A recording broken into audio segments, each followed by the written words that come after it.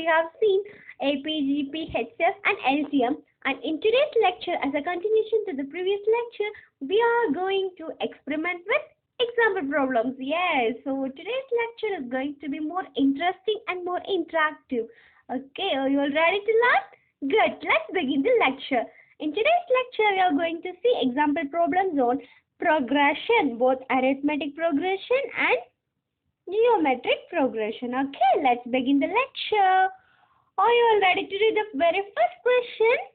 Good. Okay, let's read the question together. How many three-digit number is divisible by 6? Okay, we have to find a three-digit numbers which are all divisible by 6 and we have to count the number. Okay, before getting into the lecture, let's partialize or let's observe one thing. Okay, if we take three, let's take the same example. 6 table, 26, 12, 3 into 6, 18. Like this, the series will go, right? Here, can you tell me whether it is an progression? Do you think there is a common difference or common ratio in between these two numbers? Yes, here is a common difference of D which is equal to 6 in this series. A is equal to 6. This is an arithmetic progression. Okay, we have found the clue finally. Now, in our question, it is been asked. Now, in our question, it is asked how many three-digit numbers, right? Before getting into the solution, let's think what are the three-digit numbers, okay? What is the least three-digit number? 100, because 99 is a two-digit number, next number is a three-digit number, 100, okay? 100 is the very minimum number, least number in the whole three-digit number series, okay? The series goes like this. When will the three-digit number end? What is the maximum number in the three-digit series? 9, 9, 9. Good, you all clever? Good.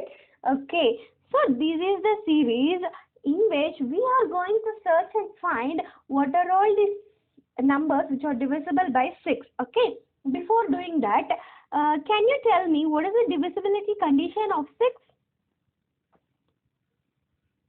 Yes, we have to find the divisibility condition of 2 and 3 to a number in order to judge whether it is divisible by 6. Okay, in simple words, 6 is equal to 2 into 3. In order to satisfy the divisibility condition of 6, the number has to satisfy the condition of both 2 and 3. What is the divisibility condition of 2? It should be an even number. In other words, we can say that the unit place should consist of 0 or 2 or 4 or 6 or 8. Okay. For 3, we have to find the sum of digits present in the number and that should be completely divisible of 3. Okay. Okay. This is the basic information required to solve the question. Okay. Let's begin the solution. We have to find how many digits in this series are divisible by 6, right? Okay. In order to do that, we have to write the AP series, okay? AP series like this. Okay. What is the number here? The least three-digit number which is divisible by 6. Okay. This is the maximum three-digit number which will be divisible by 6. And we know one thing. What we know? We know that the common difference between the two numbers is here is 6 because we are going to find the numbers which are all divisible by 6. Absolutely, it is an AP series and the common difference is going to be 6 only. Okay. Okay. Let's find what is the minimum three-digit number which is divisible by 6. In order to find that, we have to write like this. Okay. Let's begin. 100, 102. As the number should be divisible by 2, it can never be an odd number. It should be an even number. Okay, write 4 or 5 numbers, then begin analyzing. Okay, whether 100 is divisible by 6. Now these are all the numbers which are divisible by 2. We have to find in this 4 numbers what is the number which is divisible by 3. Good. Here let's take 1 or 2. If we find the sum which is equal to 3, 3 is a divisible of 6. If we check 100, the sum will be 1, which is not a divisible of 3. Okay, it is clear that the first number is going to be 102. Okay, let's write the phone number. 102 is the minimum 3-digit number which is divisible by 6. So write here 102. Okay, we have found 102. We know that the common difference is 6. So next number in the series is 102 plus 6, which is equal to 108. Next number 108 plus 6, which is equal to 114. The series goes like this. Let's find the last number. Okay, what is the last number? Maximum number, 3-digit number which is divisible by 6. For that, let's check from the last. Okay, 9 is the last number, but in order to check divisibility condition of 6, it should satisfy the divisibility condition of 2. Therefore, we should not consider odd numbers. Okay, even numbers. 998, 996, 994, like this. Okay, let's check one by one. 9 plus 9, 18. 18 plus 8 is equal to 18 plus 8 is equal to 26, which is equal to 8. Okay, sum is not divisible by 3, so 998 is the not required number. Okay, let's check with 996. If we check here, the sum will be 24. On adding 2 plus 4, you'll get 6. This is a multiple of 3, right? Okay. Here 996 is the maximum number. Let's write here 996. Okay, 996 is the maximum 3-digit number. Okay, we have completed writing the progression. Good. Okay, before getting into the solution, let me tell you one small tip. If you are going to find the sum of some numbers, if you are going to find the sum, and if you have 9 as its digit, please omit adding 9. Okay, if we omit adding 9 here, what you will get 8, right? In the final step, you will get 8 only. Okay, if you are going to find the sum of digits in the given number, and if you find 9, please omit adding 9 to make your simplification process even simpler. Okay, here if you have 9996, right? If you omit 9, you will get 6 only.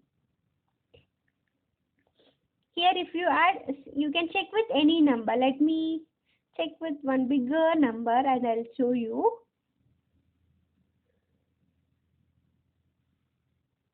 You can apply this while finding the divisibility condition of 9 also, because if in that condition also you are going to check with sum of the digits only, right? While finding the sum of digits, if you find 9, you can omit. Let's do it omitting 9 and without omitting 9. Let's do it first without 9. Okay, if we omit 9 here, 6 plus 3 9, 9 plus 2 11, 1 plus 1 is equal to 2. Okay, in case if you add 9 means what you will get? 9 plus 6 15, 15 plus 3 18, 18 plus 2 20, which is equal to 2. Okay, hence proved. Okay, with or without omitting 9, you are going to get the same sum. So in order to make your process faster, please avoid adding 9 while finding sum. Good. Okay, now let's get into our question. We have found the series. Okay, now we have to find the number of digits which is divisible by 6, right? Okay, in order to do that, we have one formula. What is this?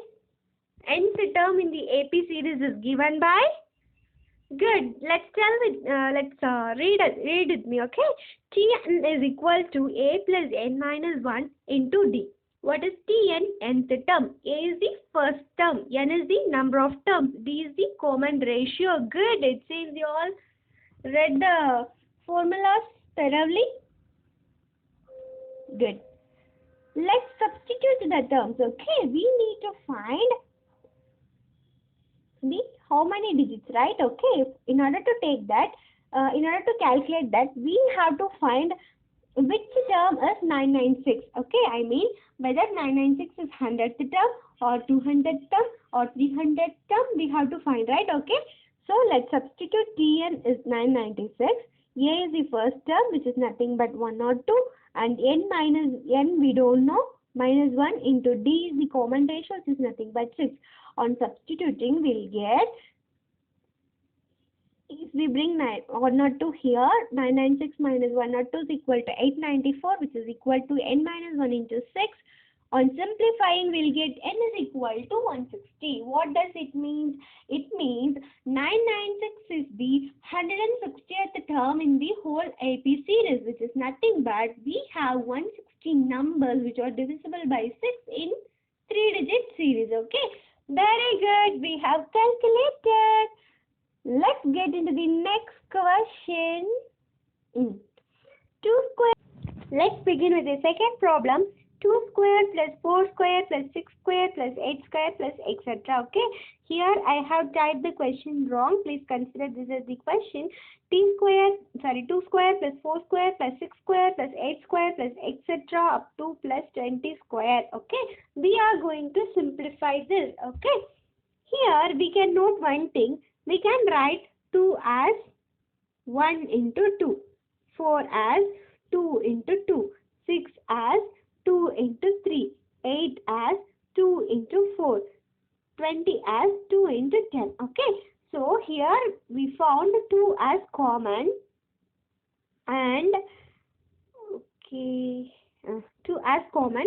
So we are going to take 2 outside so that you will get 1 square plus 2 square plus 3 square plus etc. up to 10 square. Here it is 2 square. Why? Because we are taking 2 from 2 square, right? Which we will write like this, okay? 2 into 1 square. So, here we are taking 2 square as common. Similarly, second term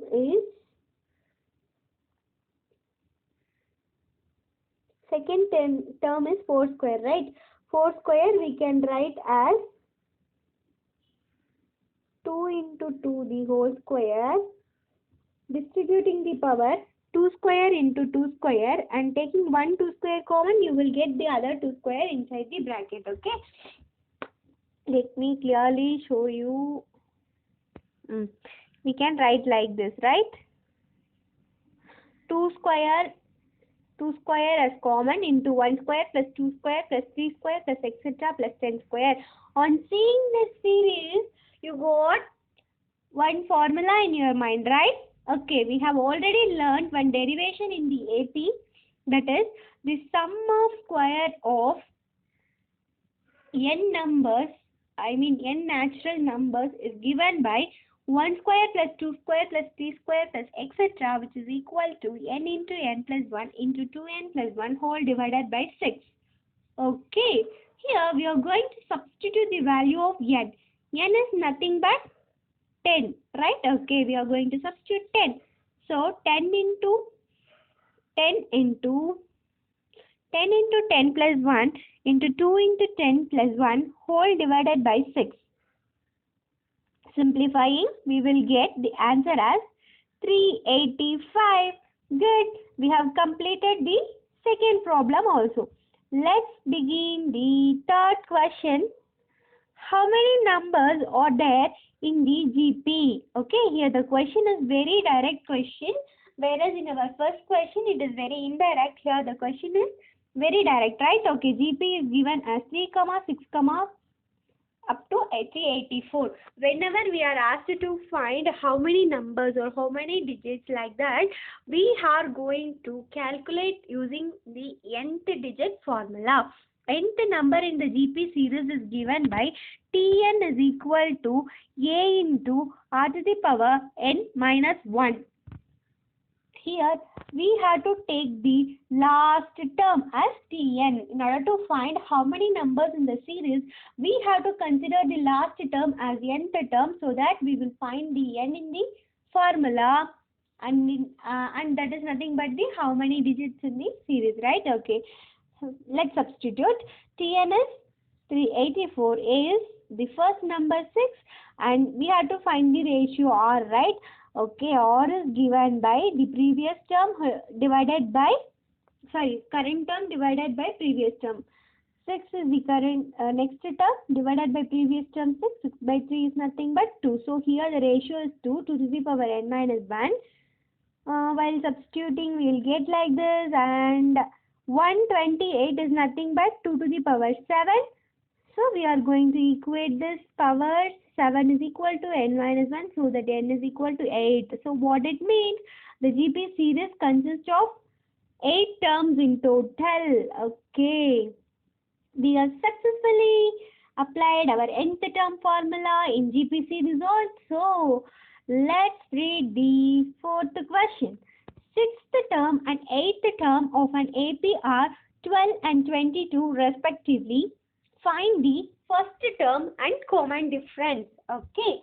What we are provided with sixth term and eighth term, right? Okay. We are given with sixth term and eighth term. Let's substitute sixth term. Okay. Sixth term substitute. We substitute 12 is equal to a we don't know, n we know, 6 minus 1 which is nothing but 5. D also we don't know. Okay. 12 is equal to a plus 5d. 22 is equal to a plus 8th term, right? Okay. 8 minus 1 is equal to 7, 7d. Okay. So we have got two equations on substituting the given information. In the next step, what we have to do, we have to eliminate any one term.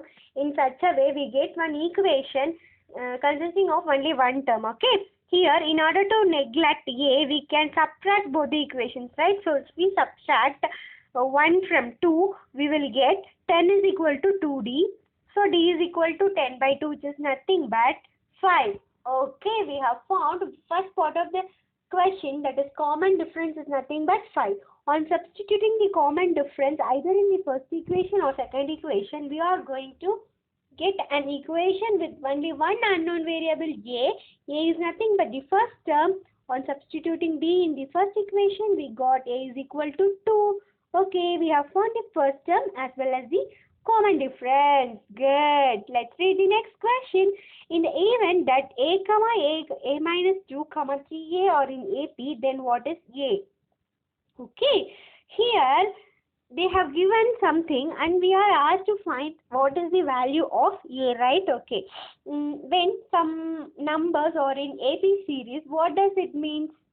What they do have in common? Common difference, right?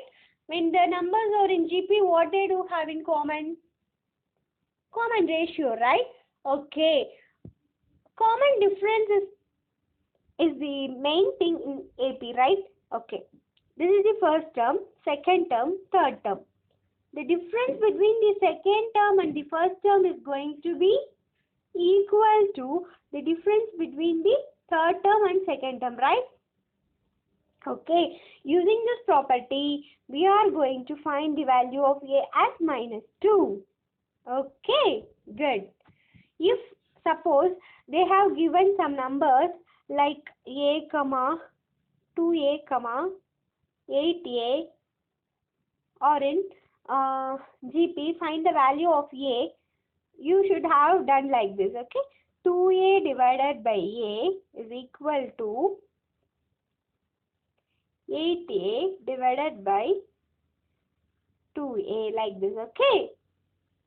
Here I have taken some random numbers, random variables. If we take, let me quickly explain with some, okay. Let's take some GP. For example, 2. If we take common ratio as 2, what you will get? 4, comma 8. Okay. Now let's assume a is equal to 4. Then how you will write this equation? A minus 2, comma a, comma a minus, sorry, a plus 4, right? Okay, now we can say a minus 2, comma a plus 4 are in GP. Find the value of a. Okay. So what we are going to use? We are going to use the property of GP, that is the common ratio. Next number divided by the previous number will be equal to next number divided by the previous number. That is, second term by first term is equal to third term by second term. Now if we solve this equation, a square is equal to a square minus a square plus 2a minus 8. Okay. So now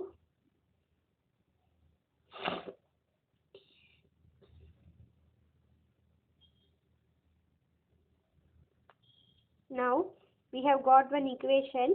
A square is equal to a square plus 2a minus 8. Let's bring this a square left hand side. So it will become 0 is equal to 2a minus 8. Let's bring this 8 to the left hand side. 2a is equal to 8. So it is obvious that a is equal to 4. Okay. So, if we are given with some numbers or some variables and we are asked to find what is a common ratio and what is a variable, we have to use the property of the progression. Arithmetic progression has a property of common difference between the consequent numbers, as well as GP has a property of common ratio between the two numbers. Okay, here we have seen for AP as well as GP. Okay, we have completed this session. In the next class, let's read the example. Let's solve the example problems on HCF and LCM, and in the next thing, I'll provide practice problems. Okay, in the next video, I'll provide the practice problems so that we will be able to solve all kind of problems in the number system. Okay, I'm going to provide the practice problems on basics of number systems, AP, GP, as well as HCF and LCM. Okay. Okay. Let's meet in the next class. Comment below if you have any suggestions in my teaching method.